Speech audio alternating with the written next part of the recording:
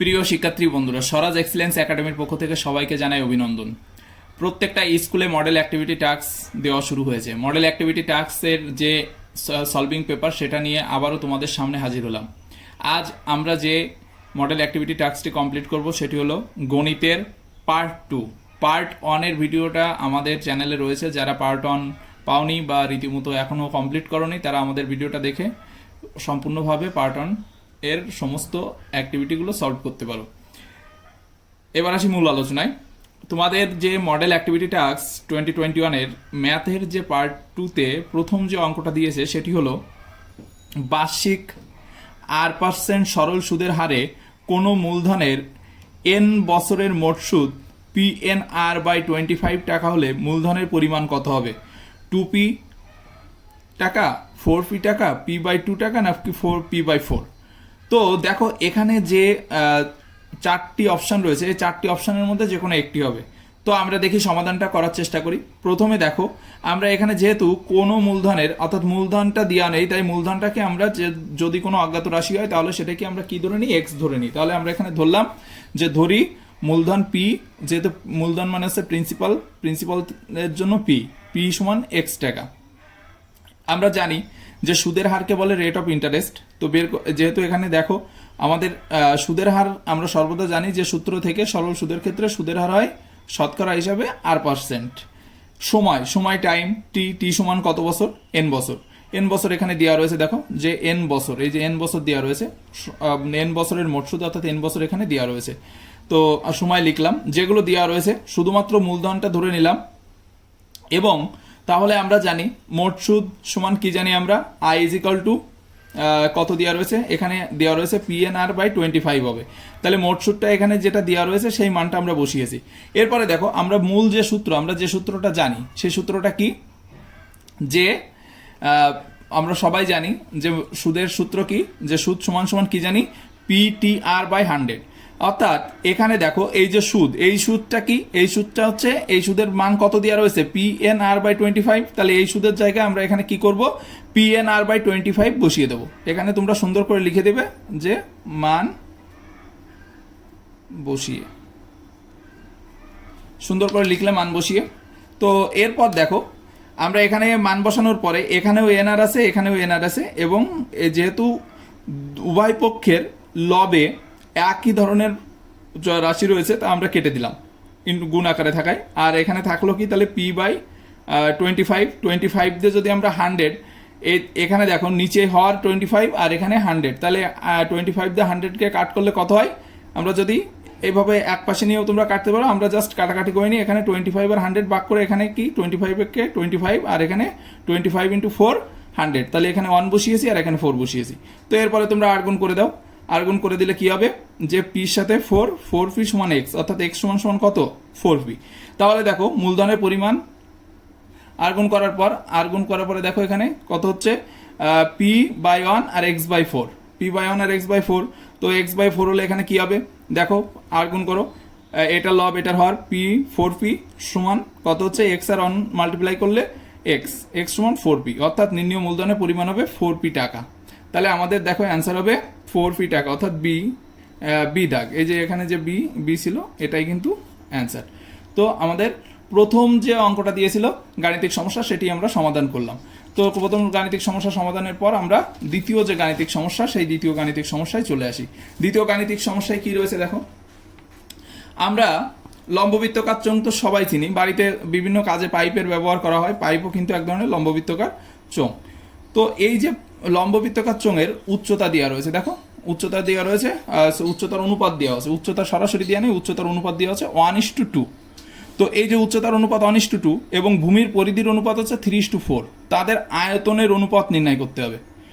তো আমরা তো জানি না, যে লম্ববৃত্তকার চোঙের ক্ষেত্রে তার ব্যাসার্ধ কত বা উচ্চতা কত আমরা জানি না। তাহলে লম্ববৃত্তকার চোঙ আসলে কেমন হয়? লম্ববৃত্তকার চোঙের একটা চিত্র যদি আমি আঁকি, তাহলে মনে করো এই যে পাইপ, তা পাইপের মাথাটা কি আসলে বৃত্তের মতো না? ঠিক আছে, এই দেখো এটা বৃত্তের পরিধি, হ্যাঁ, এটা কিন্তু যে ব্যাসার্ধ। তাহলে এটা এক ধরনের লম্ববৃত্তকার চোঙ, লম্ববৃত্তাকার চোঙ। ওকে, তো লম্ব বৃত্তাকার চোঙের ক্ষেত্রে দেখো আমরা ধরে নিলাম যে এই যে ব্যাসার্ধ, প্রথম চোঙের যে ব্যাসার্ধ, এই মনে করো দুটো চোঙ আছে, তো প্রথম চোঙের ব্যাসার্ধ ধরলাম R1, আর মনে করো আরো একটা চোঙ আছে তার এবং তার যে উচ্চতা, এই যে টোটাল এইখান থেকে এইটুকু, এই যে হাইট উচ্চতা ধরলাম এইচ, অর্থাৎ প্রথমটা বলে H1। ওকে, তাহলে প্রথম হাইট যেহেতু উচ্চতা, তাহলে রেডিয়াস মানে ব্যাসার্ধ, তাহলে লম্ব বৃত্তাকার চোঙের ব্যাসার্ধ হচ্ছে R1। হ্যাঁ, আর এখানে লম্ব বৃত্তাকার চোঙের ব্যাসার্ধ গেল R1, দেখো, এবং সাথে সাথে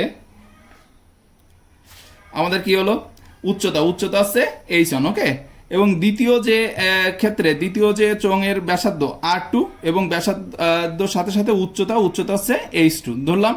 তাহলে প্রশ্ন অনুসারে অনুপাত কত দেওয়া রয়েছে, আমাদের অনুপাত দেওয়া আছে 1:2।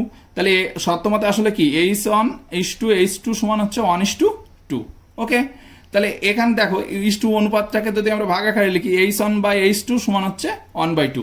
ওকে, তাহলে এই যে প্রশ্ন অনুসারে আমরা এটা কিন্তু লিখতেই পারি, কারণ আমাদের প্রশ্নে দেওয়াই ছিল যে লম্ববৃত্তাকার যে দুটি চোঙ, সেই চোঙের অনুপাত দেওয়া আছে 1:2।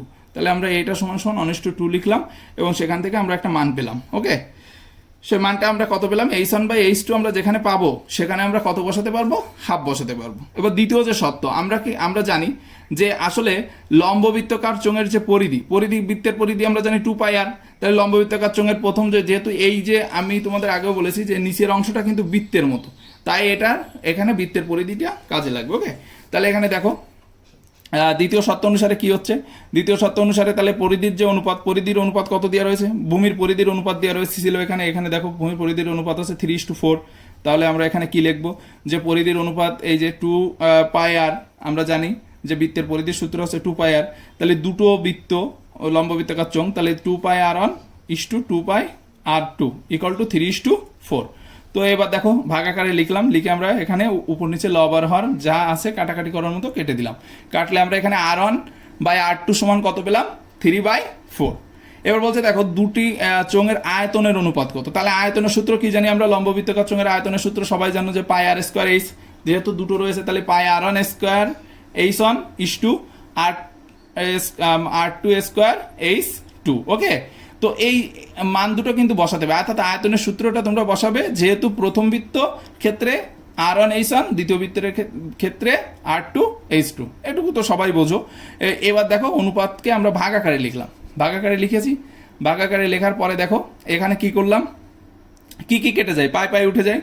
তো এখানে R1 আর R2 দুটোরই মাথায় স্কোয়ার আছে, তাহলে আমরা একবারে R1/R2 তার হোল স্কোয়ার লিখলাম ইন্টু H1 আর H2।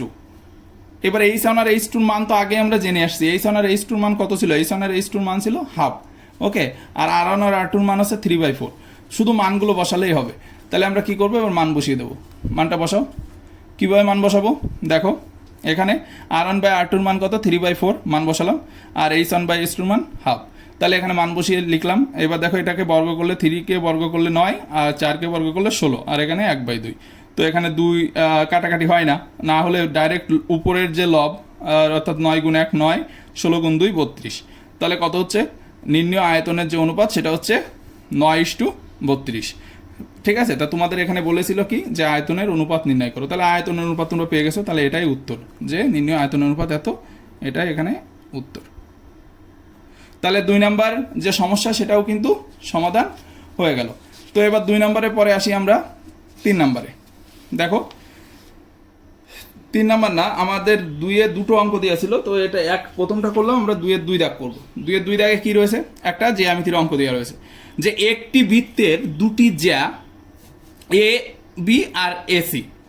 ভালো করে দেখো, একটি বৃত্তের কয়টি জ্যা, দুটি জ্যা পরস্পর লম্ব, একে অপরের উপর কিভাবে অবস্থিত, লম্ব।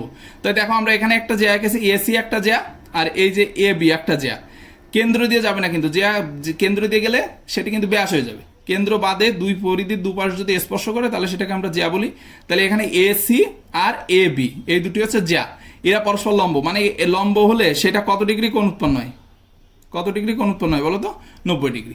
তাহলে বলছে আর কি দেওয়া রয়েছে, এ বির এর মান, এই যে এ বি এর মান দেওয়া আছে 4, আর এসি এর মান দেওয়া আছে 3। খুব সুন্দর একটা অঙ্ক। তো বলছে এবার যদি বৃত্তটির ব্যাসার্ধের দৈর্ঘ্য নির্ণয় করো। ভালো করে বোঝো, বৃত্তটির ব্যাসার্ধ বের করতে হবে, রেডিয়াস ব্যাসার্ধটা বের করতে হবে। অর্থাৎ বৃত্তটা আমরা যদি এই লম্বটা আঁকি, এবার এই লম্বের এই বি বিন্দু আর এই সি বিন্দু যোগ করলে আমরা কিন্তু এই যে বৃত্তর কেন্দ্র দিয়ে গেল, তাহলে কেন্দ্র কেন্দ্র দিয়ে যখন গেল তাহলে আসলে এটা কি আসলে ব্যাস, তাহলে ব্যাসের অর্ধেক হচ্ছে ব্যাসার্ধ, অর্থাৎ হয় ওবি না হলে ওসি, এটা আমাদের কিন্তু নির্ণয় করতে হবে। ওকে, অর্থাৎ এটা আমরা বের করব। তাহলে আমরা কিভাবে করবো, কি কি দেওয়া আছে সেগুলো আমরা লিখে নেবো। প্রথমে A B is equal to 4 centimetre, AC is equal to 3 centimetre. আর যেহেতু এ বি লম্ব এসি, তাহলে বি এসি কোণ কত হয়, কোনো কিছুর উপর কোনো কিছুর সাথে লম্ব আকার হলে তাহলে সেটির ক্ষেত্রে কোণের মান হয় 90 ডিগ্রি, তোমরা জানো। এবার এখানে ব্যাস তাহলে কি বিসি, তাহলে আমরা জানি কি আসলে এটি সমকোণী ত্রিভুজ, যদি কোণটা 90 ডিগ্রি হয় তাহলে সেটা কি হয়, ত্রিভুজটি সমকোণী হয়। তাহলে সমকোণী ত্রিভুজের ক্ষেত্রে পিথাগোরাসের উপপাদ্য অনুসারে জানি যে অতিভুজ স্কোয়ার সমান লম্ব স্কোয়ার যোগ ভূমি স্কোয়ার। এই যে এটা অতিভুজ, বিসিটা হচ্ছে অতিভুজ, এই এ বিটা হলো লম্ব, আর এসিটা হচ্ছে ভূমি। তো এখানে আমরা মানগুলো বসিয়ে দিলাম, বিসি স্কোয়ার রেখে এ বি এর মান কত 4 তার স্কোয়ার, এসি এর মান কত 3 তার স্কোয়ার। তাহলে BC square is equal to 16 plus 9 যোগ করলে কত হয় 25। তাহলে বিসি সমান কত 25√25, অর্থাৎ 25 একটা বর্গ সংখ্যা। একে আমরা রীতিমতো বর্গ সংখ্যা হওয়ার কারণে একে আমরা যখন রীতিমতো ভাঙবো তাহলে 5 তার স্কোয়ার পাবো, রুট আর স্কোয়ার যদি উঠে যায় তাহলে 5 পড়ে থাকে। তাহলে বিসি এর মান কত পেলে, বৃত্তটির ব্যাস পেয়েছো 5 সেন্টিমিটার। ভালো করে বোঝো, এই বিসিটা পুরোটা আছে 5 সেন্টিমিটার, তাহলে এটা যেহেতু কেন্দ্র দিয়ে গেছে তাহলে এটা ব্যাস, তাহলে ব্যাসের অর্ধেক হচ্ছে ব্যাসার্ধ, আমাদের ব্যাসার্ধ নির্ণয় করতে হবে, ও বি বা ওসি এর দৈর্ঘ্য নির্ণয় করতে হবে। তাহলে ও বি বা ওসি ইজ ইকাল টু কি হবে, বিসি এর অর্ধেক, তাহলে বিসি বাই 2। এখানে বিসির মান কত, মানটা বসিয়ে দাও, বিসি এর মান কত পেয়েছিলে, বিসি এর মান পেয়েছো 5, তাহলে এখানে কত বসাবে, বিসির জায়গায় 5/2, অর্থাৎ কত পাবে 5/2। 5/2কে আমরা যদি ভাগ করি তাহলে পাই 2.5 সেন্টিমিটার। তাহলে আমরা কি লিখবো, বৃত্তটির ব্যাসার্ধের দৈর্ঘ্য, বৃত্তটির ব্যাসার্ধের দৈর্ঘ্য সুন্দর করে লিখে দিবে যে নির্ণেয় বৃত্তটির ব্যাসার্ধের দৈর্ঘ্য সমান 2.5 সেমি। ওকে, এটাই অ্যান্সার। তাহলে আমাদের 2-এর 2 দাগটাও কমপ্লিট হলো। তো 2-এর 2 দাগের পরে দেখি পরের অঙ্কটা কি রয়েছে, চলো আমরা পরের অঙ্কটা দেখে আসি। চলো, পরে একটা পাটিগণিত রয়েছে, তোমরা জানো যে তোমাদের পাটিগণিতে 5 মার্ক থাকে, এগুলো কিন্তু 5 মার্ক করে তোমরা কিন্তু অ্যাসাইনমেন্টগুলো খুব সুন্দরভাবে তৈরি করবে। স্কুল থেকে টাস্ক যেগুলো দেবে, মডেল অ্যাক্টিভিটি টাস্ক, সেগুলো খুব সুন্দর করে তৈরি করবে। তো দেখো এখানে যে বিষয়টা রয়েছে যে বলছে কোনো মূলধনের 2 বছরের সরল সুদ আর চক্রবৃদ্ধির সুদ এর সুদ যথাক্রমে 8,400 টাকা এবং 8,652 টাকা। মূলধন আর বার্ষিক সুদের হার নির্ণয় করতে হবে। ভালো করে বুঝবে কিন্তু, যে আগে বুঝতে হবে সরল সুদ কি। সরল সুদ হচ্ছে শুধুমাত্র যে টাকাটা জমা রাখছো সেই টাকারই যে সুদ ব্যাংক দেয় সেটাকে বলে সরল সুদ। আর চক্রবৃদ্ধি সুদ কি, সুদেরও সুদ, সেটা হলো চক্রবৃদ্ধি সুদ। অর্থাৎ তুমি যে টাকাটা জমা রাখলে 100 টাকা জমা রাখলে 1 বছর পরে যদি 110 টাকা হয়, তা পরবর্তী বছরে তোমার ওই 110 টাকাই হচ্ছে মূলধন। হ্যাঁ, তখন তোমার ওই সুদেরও সুদটা হবে। তো এটা সাধারণত চক্রবৃদ্ধি সুদ। তাহলে দেখো 2 বছরের সরল সুদ আর চক্রবৃদ্ধি সুদের যে পার্থক্য সেটা আমরা বের করে নেব। কত সরল সুদ ছিল, সরল সুদ আর চক্রবৃদ্ধি সুদের যে পার্থক্য সেটা আমরা বের করছি। দেখো কত হচ্ছে, 8,652 থেকে আমরা 8,400 মাইনাস করলাম, তাহলে 252 টাকা পেলাম। ওকে, তাহলে এবার দেখো 2 বছরের সরল সুদ কত ছিল, এই যে এখানে লেখা আছে 2 বছরের সরল সুদ। সরল সুদটা প্রথমে, তাহলে 2 বছরের সরল সুদ ছিল 8,400 টাকা, তাই লিখলাম 2 বছরের সরল সুদ 8,400 টাকা। তাহলে 1 বছরের সরল সুদ কত হবে, 1 বছরের সরল সুদ হবে 8,400/2, কাটাকাটি করলে 4,200 টাকা। ওকে, এখন দেখো এই যে সুদটা, এই যে চক্রবৃদ্ধি সুদের যে পার্থক্য, এটাই আসলে কি 1 বছরের সরল সুদ। তাহলে 4,200 টাকা, 1 বছরের সরল সুদ কত 4,200 টাকা। 1 বছরের যে 4,200 টাকা হচ্ছে, সেই 4,200 টাকার 1 বছরের সুদ কত, 4,200 টাকায় 1 বছরের সুদ হচ্ছে এই যে সুদের পার্থক্য যেটা, অর্থাৎ 252 টাকা। তাহলে 1 টাকার 1 বছরের সুদ কত, 252/4,200। আর 100 টাকার, ভালো করে বোঝো, 100 টাকার 1 বছরের সুদ, 100 টাকার 1 বছরের সুদ কত হবে, 100 যেহেতু বেশি হবে তাহলে ওখানে 100 দিয়ে গুণ করব। গুণ করে দিলে কি হলো, উপরে লবের সাথে গুণ হলো, এখানে কাট করলাম 0 0 কাট করলাম, 42 দিয়ে যখন একবারেই কাট করলাম 252, তো আমরা 6 পেলাম, 6 টাকা। অর্থাৎ এই যে 6 টাকা পেলাম এটা হচ্ছে শতকরা সুদ, শতকরা 1 বছরের যে সুদের হার। যেহেতু শতকরার জন্য হার কথাটা ব্যবহৃত, হার মানে হচ্ছে পার্সেন্টেজ, তাই তো। তাহলে আমরা প্রথম যে অ্যান্সারটা চেয়েছিল, এখানে দুটো অ্যান্সার চেয়েছে, একটা হচ্ছে মূলধন বের করতে হবে আর একটা হচ্ছে বার্ষিক সুদের হার নির্ণয় করতে হবে। তো আমরা কিন্তু এখানে কি পেয়ে গেলাম, এখানে কিন্তু আমরা বার্ষিক সুদের হারটা পেয়ে গেলাম। বার্ষিক সুদের হার কত পেলাম, 6%। তো এবার আমরা ধরে নিই, আমরা তো জানি না মূলধন যেহেতু বের করতে হবে, না জানলে আমরা সেটা এক্স ধরে নিই, ধরি মূলধন এক্স টাকা, আর এখানে আমাদের সুদ কত, 1 বছরের সুদ আছে 4200 টাকা, সময় কয় বছর, 1 বছর, আর সুদের হার পেয়ে গেছি, সুদের হার আছে 6। তাহলে আমরা মূল সূত্রটা বসাই যে আমরা জানি মোট সুদ সমান আসল গুণ সময় গুণ সুদের হার বাই 100। তাহলে এই যে সূত্র বসালাম, সূত্র বসিয়ে এখানে জাস্ট তুমি মানগুলো পুট করে দাও, মানগুলো বসিয়ে দাও, দিলে কত হবে, এই যে মোট সুদ এখানে কত 4200 টাকা, মূলধন হচ্ছে এক্স ইন্টু 1 ইন্টু 6 বাই 100। তাহলে এখানে কত হচ্ছে, এক পাশে এক্সটাকে এ পাশে নিয়ে আসলাম, এক্স ইন্টু 6 অর্থাৎ 6x, 6টা নিচে নিয়ে গেলাম, তাহলে কত হচ্ছে দেখো, 6 দিয়ে যদি আমরা 42 কাটি, 6 সাথে 42, 700, আর এখানে 100, 700 আর 100 গুণ করলে 70,000 হয়। ওকে, তাহলে এখানে কত পেলাম দেখো, 70,000 টাকা। তাহলে আমরা দুটো অ্যান্সার চেয়েছিল, একটা চেয়েছিল হচ্ছে মূলধন কত আর বার্ষিক সুদের হার কত। তাহলে সুদের হার কত পেলাম 6%, আর মূলধন হচ্ছে কত 7,000 টাকা। তো এভাবে কিন্তু আমরা এই অঙ্কটাও সুন্দরভাবে কমপ্লিট করলাম। ওকে, তো এরপরে দেখো পরের যে পার্ট 2তে পরের যে অঙ্কটা দিয়ে রয়েছে 4 দাগ। 4 দাগে কি রয়েছে, 4 দাগে একটা বীজগণিত দিয়েছে, সেটা কি, যে যদি ax স্কয়ার দ্বিঘাত সমীকরণের অঙ্ক, যে ax square plus bx plus c equal to 0 হয়, তাহলে দ্বিঘাত সমীকরণের বীজদ্বয়ের অনুপাত 1:r হয়, তবে দেখাও যে r প্লাস 1 তার whole square by r equal to B square by AC. তো আমরা এখানে দেখো আমাদের যেহেতু দ্বিঘাত সমীকরণটি প্রথমে আমরা লিখবো এবং দ্বিঘাত সমীকরণের বীজদ্বয় দুটি আমরা ধরে নেব, অনুপাত দিয়ে আছে যেহেতু অনুপাত আকারে রাখবো না আমরা, এইটাকে মনে করো 1 কিউ ধরলাম, আর এটা হচ্ছে কিউ আর, অর্থাৎ বীজদ্বয় প্রথমটাকে কিউ ধরো, পরেরটা আছে কিউ আর ধরলাম। এবার দেখো আমরা জানি যে অনুপাতের যোগফল, যোগফল কি হয়, যোগফল সমান আমরা জানি মাইনাস বি বাই এ, যোগফল সমান কি জানি, অনুপাতের যোগফল, অনুপাত কি কি, কিউ প্লাস কিউ আর, এই দুটোর যোগ আকারে বসাবো বীজদ্বয়ের যোগফল।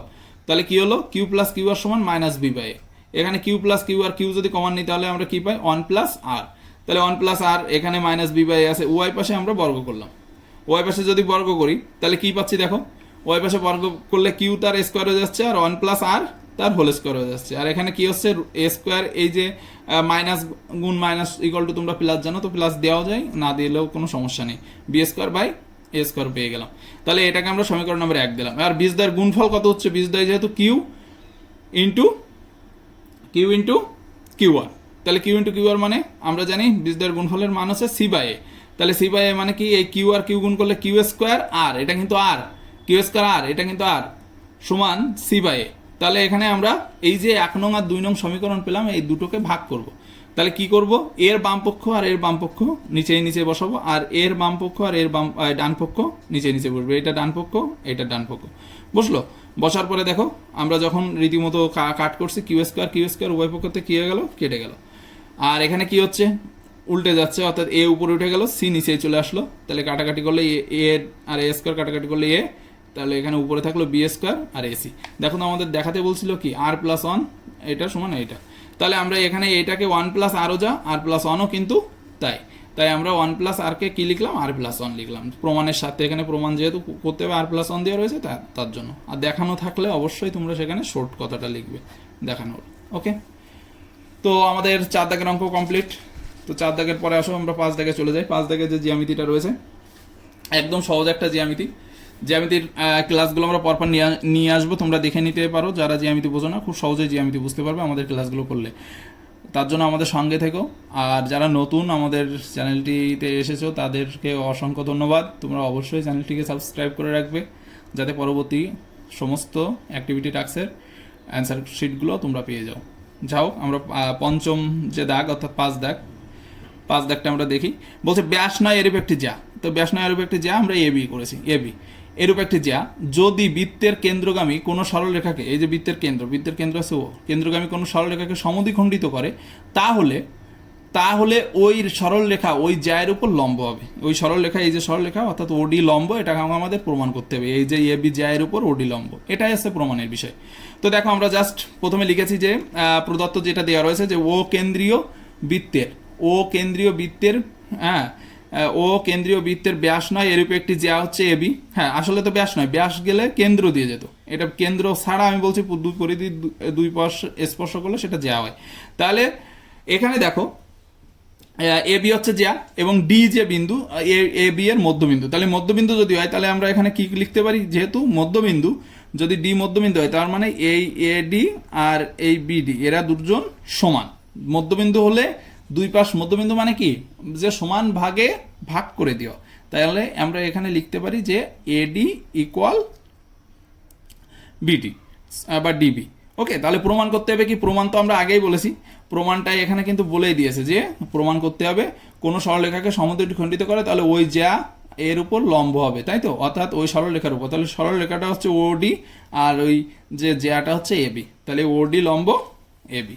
তাহলে আমরা প্রমাণ করতে হবে ওডি লম্ব এবি। তো আমরা প্রমাণের সাথে কি করব দেখো, প্রমাণের সাথে আমরা এখানে প্রথমে একটা অঙ্কন করে নেব। অঙ্কনটা কি করব, ও যে কেন্দ্র বৃত্তের, এই ও কেন্দ্র থেকে ও এ আর ও বি এই দুটি যোগ করব। তো যোগ করে নিলাম, যুক্ত করে নিলাম, করার ফলে দেখো দুটো করে ত্রিভুজ উৎপন্ন হলো। দুটো ত্রিভুজে, একটা ত্রিভুজের নাম কি ও এ ডি আর একটা হচ্ছে ও বি ডি। ওকে, তো এই যে ত্রিভুজ দুটি উৎপন্ন হলো, এই ত্রিভুজের মধ্যে কিছু সাদৃশ্যতা রয়েছে। দেখো দেখতে একই রকম, হ্যাঁ, হয়তো দেখো যে এখানে ও এ বাহু আর ও বি বাহু এই দুটো কিন্তু সমান, অর্থাৎ এই দুটি হচ্ছে একই বৃত্তের ব্যাসার্ধ। এরপরে শুধু তাই নয়, একই বৃত্তের ব্যাসার্ধ হওয়ার সাথে সাথে এডি আর বিডি, যেহেতু ডি বিন্দু মধ্যবিন্দু, তাহলে আগের থেকে আমাদের এখানে আমরা বলে নিয়েছি যে মধ্যবিন্দু হয় তাহলে এ দুটো সমান, তাহলে এই বাহু আর এই বাহু সমান। হ্যাঁ, তারপরে কি রয়েছে দেখো, উভয় ত্রিভুজের একটা সাধারণ বাহু কিন্তু রয়েছে। উভয় ত্রিভুজের একটা সাধারণ বাহু কি রয়েছে, উভয় ত্রিভুজের সাধারণ বাহু হচ্ছে এই যে দেখো, দুটো ত্রিভুজের ক্ষেত্রে এই বাহুটা কিন্তু ব্যবহার করা হয়েছে। তাহলে এইটাকে আমরা বলবো ওডিটা হচ্ছে সাধারণ বাহু। তাহলে সর্বসমতার যে সূত্র, হ্যাঁ, যে তিনটে বাহু সমান হলে আমরা ত্রিভুজটিকে সর্বসম বলতে পারি। তাহলে আমরা কি বলতে পারি যে ও এ ডি সর্বসম, এটা সর্বসমতার চিহ্ন, ও এ ডি সর্বসম ও ডি বি। তাহলে যদি সর্বসম হয় তাহলে তার কোণগুলো সমান হবে। সর্বসম মানে কি, সবকিছু সমান। দুটো ত্রিভুজের তিনটি জিনিস যদি সমান থাকে, বাহু বাহু হতে পারে, দুটি কোণ একটি বাহু হতে পারে, হ্যাঁ, বা তিনটি বাহু হতে পারে, এখানে যেমন তিনটি বাহুই সমান, তাহলে এই যে সর্বসম হলো, তাহলে এর কোণগুলো সমান হবে। তাহলে যদি কোণ সমান হয় তাহলে ভালো করে বোঝো, ওডি যে কোণ সমান করতে গেলে যেহেতু কোণ সমান হয়েছে, তাহলে কি ওডি এ বি যে এর উপর দণ্ডায়মান হয়ে রয়েছে, আর এই দণ্ডায়মান হওয়ার ফলে সমান কোণ উৎপন্ন করেছে। তাহলে আমরা এখানে দণ্ডায়মান কোণ যদি একটার উপরে একটা দণ্ডায়মান থাকে, কোনো রেখার উপরে কোনো একটা রেখা দণ্ডায়মান থাকে, তাহলে আমরা সেটাকে সাধারণত কি, সেটা লম্ব হয়। আর লম্ব মানেই সেটা কি, এখানে কত ডিগ্রি কোণ উৎপন্ন হচ্ছে, এক সমকোণ। হ্যাঁ, কারণ কি, একটা যে ত্রিভুজ, এই ত্রিভুজের যে কোনো বা একটা রেখার উপরে কত ডিগ্রি কোণ উৎপন্ন হয়, মোট মিলে 180 ডিগ্রি। তাহলে অর্ধেক হলে এ পাশে 90 ডিগ্রি, এ পাশে 90 ডিগ্রি। তাহলে এই যে কোণ দুটো, আসলে দুবাই কোণ দুটি কি, এই ডি কোণ, ও ডি এ কোণ বা ও ডি বি কোণ, এরা সবাই কি আসলে এক সমকোণ। ওকে, তাহলে এক সমকোণ যদি হয় তাহলে এক সমকোণ মানেই কি, লম্ব। তাহলে ও ডি লম্ব এ বি। তো এইভাবে কিন্তু আমরা সুন্দরভাবে এই যে জ্যামিতিটা দেওয়া রয়েছে এটাকে প্রমাণ করতে পারি। তো সবাই একবার দেখে নাও। তো এরপরে আমাদের দেখো, এরপরের যে অঙ্কটা দেওয়া রয়েছে সেটা চলে যাই আমরা। এরপরে রয়েছে দেখো লম্ববৃত্তাকার চোঙের অঙ্ক, যে একটি লম্ববৃত্তাকার চোঙের উচ্চতা, ভালো করে বুঝবে, লম্ববৃত্তাকার যে চোঙ, সেই চোঙের উচ্চতা, মনে করো আমি একটা লম্ববৃত্তাকার চোঙ এঁকে নিলাম,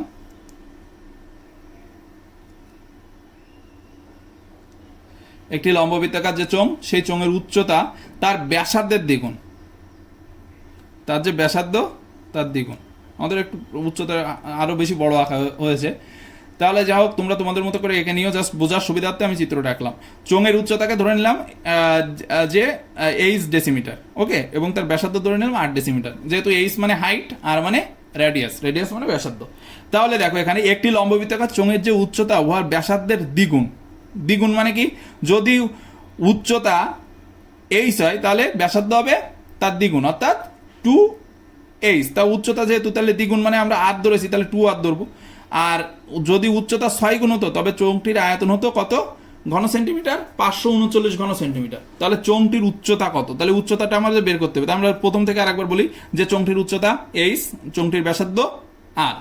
তাহলে এবার কি হবে, প্রথম শর্ত অনুযায়ী h ইকুয়াল টু কত, 2r।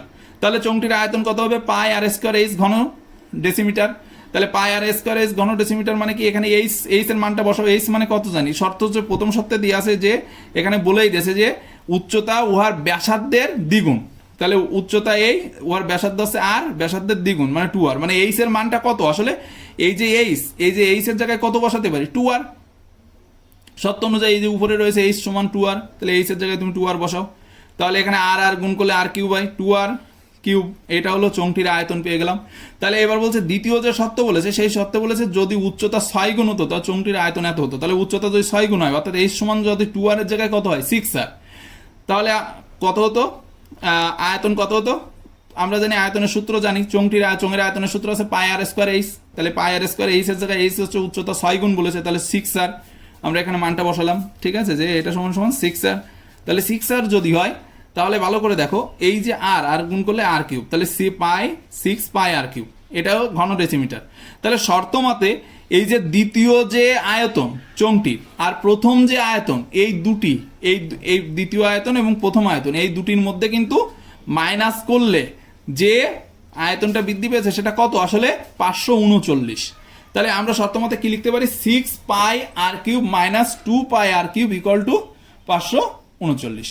এখান থেকে 6 এর থেকে 2 চলে গেল, তাহলে 4 পাই আর কিউব, এখানে পায়ের মান জানো তোমরা 22/7 বসালে আর কিউব, এখানে এ পাশে নিলে নেওয়ার পরে দেখো কাটাকাটি করলে 11 দিয়ে কেটেছি আমি, 11 দুগুণী 22, আর এই 11 দিয়ে এখানে 4 11 44, হাতে তোমার থাকলো 9 9 11 99, অর্থাৎ 47 × 7, আর এখানে কত হচ্ছে আর একটা 7 রয়েছে, 47কে যদি আমরা ভাঙি তাহলে কত পাই, আসলে 49 মানে কত, 7 7 49, তাহলে 7 গুণ 7, 4কে ভাঙলে কত পাই 2 গুণ 2, যেহেতু এই পাশে ঘন আছে কিউব আছে তাহলে এখানেও দেখো 7 আছে 3টে 2 আছে 3টে, তাহলে একবার আমরা ঘন করতে পারলে সমান চিহ্নের উভয় পাশ থেকে কিউবটা উঠিয়ে দিতে পারবো, এটাই আমাদের ইচ্ছা ছিল আর সেটাই আমরা করেছি। তো এখানে কিউব উঠে গেল উভয় পক্ষ থেকে, তাহলে আর এর মান কত হলো 7/2।